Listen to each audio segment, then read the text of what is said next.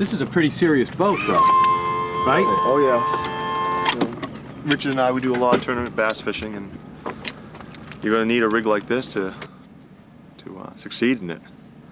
What does succeed? You mean just to get to the fish? Well, to get to the fish, to have a really good day of fishing. You don't have to have a rig like this to fish it, obviously. But if you want to do it like we do it, and we do it on a real serious basis, more than what the wives like to admit to. I'm sure they come along too, though, right? Yes, they do. You do take your wives every now and then? Oh yes, absolutely. Okay. You don't want any trouble, so you gotta at least ask them if they want to come. We gotta behave ourselves a little bit, you know. We just gotta keep it real. Yeah, they don't want to know you're having too much fun out That's here, right? Absolutely. Sometimes they outfish us, and it really takes the ego down a bit. Yeah, it can be done today. I'm intending to do it. Nobody's fishing this?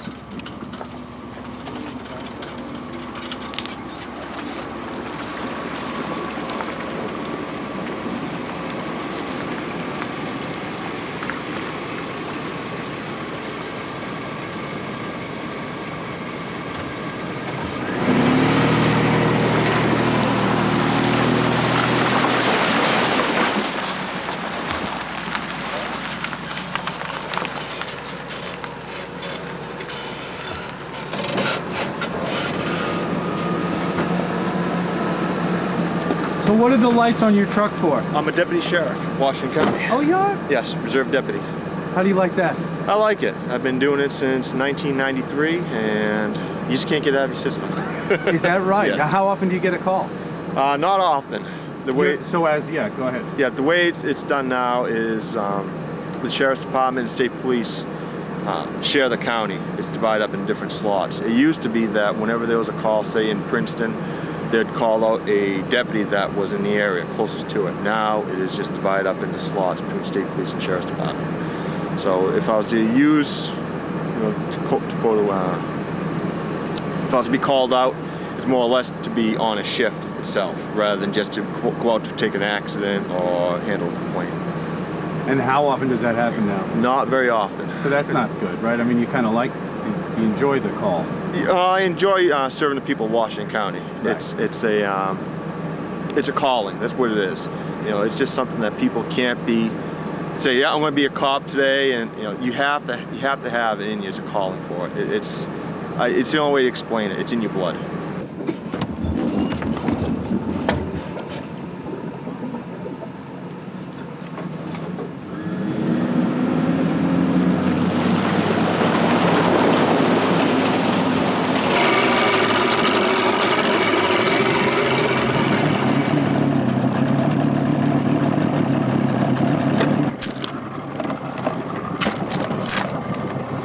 Don't want to lose those keys. No. Nice little ultra. Yeah, I mean it's real nice. I like the feel of the fish on there. You know? Yes, you can put it right here on the side. There's a ramp right there for you. Ah, boy, they got these all set up, don't they? Oh yeah.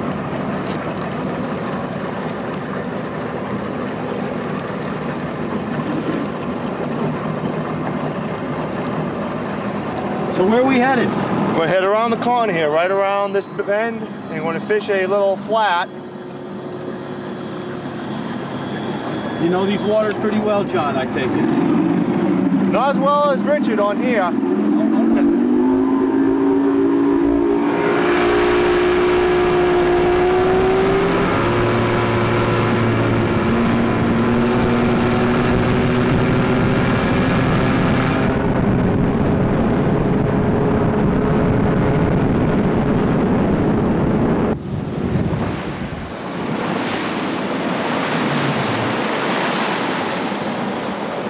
What we got in here is a whole bunch of stumps. There's low flowage, and bass are going to relate to structure. So we're going to fish in here, come around this corner. There's some grass in here. You got a lot of stumps that we can pick some up on, hopefully. So what are the what's your instrument panel tell you? Well, this right here is a flasher, and what it's telling me is the bottom depth, the hardness of the bottom, and whether or not we see a fish in here. The fish will show up as little flashes in between here, So every once in a while you're going to see a little flash in there, and it'll show us that there's an indication of a fish. It doesn't tell us what fish it is, unfortunately, but give us a good indication of it. So what does it say? It says it's... Right now we're coming up to around 11 feet of water, 10 feet, and it's a soft bottom. We got really... How do you know it's soft? A soft bottom because of the echo strength. Oh, I see. Okay, this down here, the longer the echo strength, the softer the bottom. Now we're coming up to about 6 feet. So we're going to get on the trolling mode and let's start fishing. Do you have a preferred tackle that you like to use? Like on a day like this? It varies depending on what I'm trying to accomplish. I'll start off with top water in the morning and then I'll progress to whatever the water or the conditions tell me. Like I was telling your friend there, every body of water is different, and the secret to catching fish is location and presentation. And if you can put the two together like that, you're going to do really well. You're going to have a successful day of fishing. And I won't give away your secrets. Oh, don't worry about it. does he have some good ones? Yes, he does have some really good secrets. Unfortunately, that's just it. They're still secrets. I've been working on them to get them. He fishes with you just to tantalize you. He actually won the last tournament. Couldn't believe it. Where was the tournament? Moonshine. Oh, okay. How many guys do that from around here? I mean, There was 30 boats on that, so you figured each boat carries 2 guys, so... And were most of those people from Maine? Yes. There was some Canadians, let me see. What is there, about 3 or 4 boats that fishing from Canada, Joe? Yeah, they're always on the trail, constantly. The popularity of bass fishing has grown by leaps and bounds. When I first started bass fishing, Richard got me introduced to tournament fishing. And I was actually bass fishing a long time ago. But when I first came up here, you know, I thought I knew it all. I thought I was the greatest thing since sliced bread. And I got hooked up with Richard by a friend of ours. And I fished my first tournament and I was hooked on it. And he took me down to a club in Ellsworth. And I sat there and I was frightened out of my mind because I felt I was out of my league with all these guys that they just fish bass constantly. And I got to know the guys very well, and as a result of it, this is it. You know, you just get. But you don't make money doing this stuff, right? I mean, it's very little money, if that. I mean, where is the state of smallmouth? I mean, let's let people know. Are there any largemouth bass in Maine? Yes, there is. There is largemouth bass. Can we catch largemouth bass here? Not here. Right. Moonshine, Crawford Lake has really good largemouth. Yes, really good largemouth.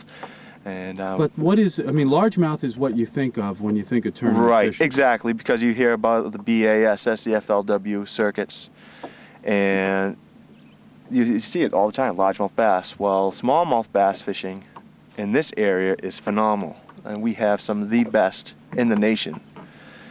And that's not just my opinion, but it's also opinions of a lot of people that fished.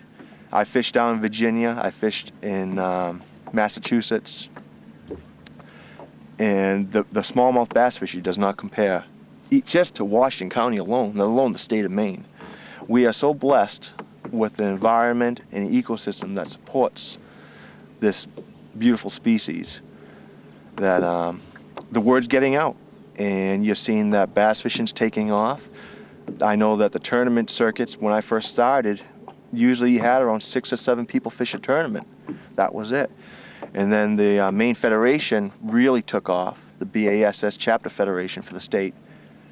And now, like Richard said, last tournament we fished, there were about 30 boats there. And it just grows. And it's a big help to the economy too, because you get a lot of people that travel from Canada. They're from all of Washington County, and you had some people come up from southern Maine to fish these tournaments. But if there's too many fishing people, aren't they taking too many fish? We do a catch and release. Okay. And so when you do a tournament, you catch the fish. First you got to get a permit from the state to have a tournament. Right. And you have a set day for that tournament, get the permit, and it's all catch and release, 5 fish limit. You cannot cull a dead fish. So what we catch, put in a live well, they're kept alive, they're weighed in, and they're released back into the water I unharmed. see how that. And like what we're doing today, we're doing I'm a strong believer in catch and release. Catch, put it right back in. And it assures the fisheries for my children and everybody else's children for years to come. And you have an imbalance when people, take too much. And if they take too much, they don't realize it takes a long time for a bass to get a certain size in this environment. We're in a cold environment up here in the north. And it's unlike the south where they have a continuous growing season. You catch a 4-pound bass up here, that bass is an old fish. How old would he be?